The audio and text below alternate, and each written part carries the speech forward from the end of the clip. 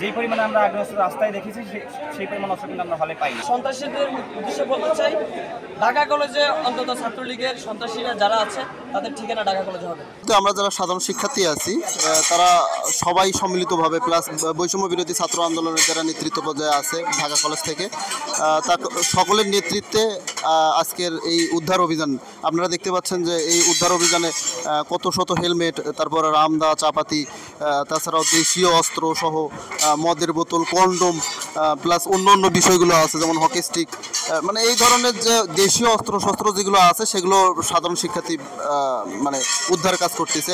উদ্ধার কাজ এটা এই সকল অস্ত্রপাতি জাস্ট 3টা হল থেকে আরও চলতেছে, আরও আসতেছে আর কি। সাধারণ শিক্ষার্থীদেরকে নিয়ে এবং আমাদের যারা হল সুপার আছেন তাদেরকে নিয়ে এবং বৈষম্য বিরোধী ছাত্র আন্দোলন আমরা যারা সমন্বয়ের সাথে জড়িত ছিলাম সবাইকে নিয়ে আমরা পূর্ব পরিকল্পনা অনুযায়ী আজকে আমাদের ঢাকা কলেজের যে হলগুলো আছে সেই হলগুলোতে আমরা রেড দিই এবং এখানে আমরা অভিযান পরিচালনা করি। এখানে আমাদের ছাত্ররা ছিল, সাধারণ ছাত্ররা, আমাদের বৈষম্য বিরোধী আন্দোলনের যারা সমন্বয়ক তারা ছিলেন, আমাদের শিক্ষকরা ছিলেন, আমাদের হল সুপাররা ছিলেন।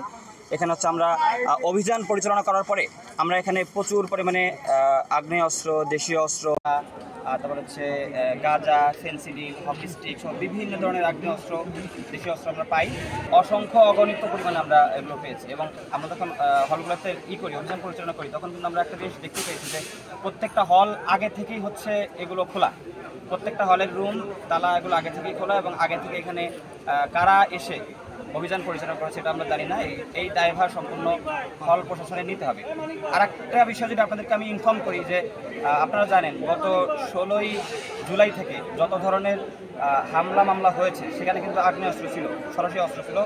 যেই পরিমাণে আমরা আগ্নেয়াস্ত্র রাস্তায় দেখেছি সেই পরিমাণ অস্ত্র কিন্তু আমরা হলে পাইনি। আমরা মনে করছি যে এটা হল সুপারদের সহায়তায় এই অস্ত্রগুলো নিয়ে যাওয়া হয়েছে এবং 16 তারিখে চন্দ্রিমা সুপার মার্কেটের নিচে আমাকে সরাসরি ছাত্রলীগের নেতা যারা ছিলেন তারা আমার সরাসরি তারা পিস্তল থেকে আমাকে বলেছিলেন যে তুই যদি ওদিকে যাস তাহলে তোর ফায়ার এভাবে বলা হয়েছিল, কিন্তু আমরা কিন্তু ওই ধরনের অস্ত্র কিন্তু এখানে পাইনি। আমরা মনে করছি যে এগুলো হল সুপারদের সহায়তায় এগুলো সরিয়েছে। ঢাকা কলেজের যে একটা সমন্বয় কমিটি আছে আমরা সম্মিলিতভাবে স্যারদের সাথে বসে আমরা সিদ্ধান্ত নিয়েছি যে 21 তারিখ থেকে সিট বরাদ্দ হবে প্রশাসনিকভাবে।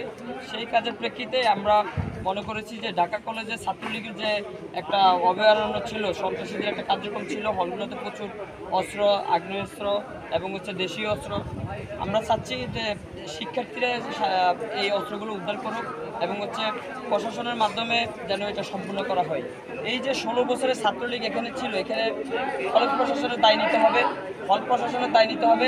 তাদের ছত্রছায়ায় আমি মনে করি যে এই সন্ত্রাসী কার্যক্রমগুলো পরিচালিত হয়েছে। সন্ত্রাসীদের উদ্দেশ্যে বলতে চাই, ঢাকা কলেজে অন্তত ছাত্রলীগের সন্ত্রাসীরা যারা আছে তাদের ঠিকানা ঢাকা কলেজে হবে। সংবাদ, ফিচার ও অনুষ্ঠানের জন্য ভিজিট করুন সংবাদ প্রকাশের ওয়েবসাইট এবং যুক্ত থাকুন ফেসবুক পেজ ও ইউটিউব চ্যানেলের সঙ্গে।